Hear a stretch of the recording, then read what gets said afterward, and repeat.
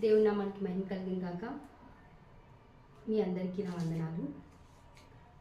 మళ్ళీ కష్టాల్లో స్నేహితులు, బంధువులు, కన్నవారు అందరూ వెలివేసినా కానీ యేసయ్య మాత్రం ఎప్పుడూ వెలివేయడు. ఎందుకంటే ఆయన మనల్ని తల్లి తన గర్భంలో రూపింపక మునిపే మనల్ని ఆయన ఎన్నుకున్నాడు. ఎన్నో పాపాలు చేసి ఉంటాం, ఎన్నో ఇబ్బందుల నుంచి మనం బయటపడి ఉంటాం. అయితే ఈ ఇబ్బందుల్లో మనల్ని చాలామంది వెలివేసి ఉంటారు, కానీ దేవుడు వెలివేయలేదు. దేవుడు వెలివేయలేదు అనే విషయాన్ని మీకు తెలియపరచడానికి ఒక చరణం మీ ముందు పాడుతున్నాను. ఈ చరణం మీరు ఆలకించండి.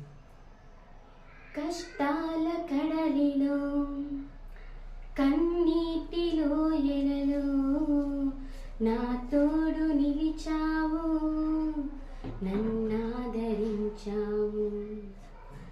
కష్టాల కడలిలో, కన్నీటిలో ఎలలో నా తోడు నిలిచావు, నన్నాదరించావు.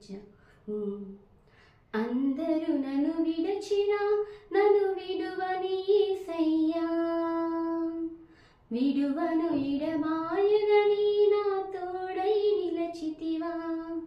ప్రేమించి ప్రేమామయుడా, నీ ప్రేమకు పరిమితులేవి.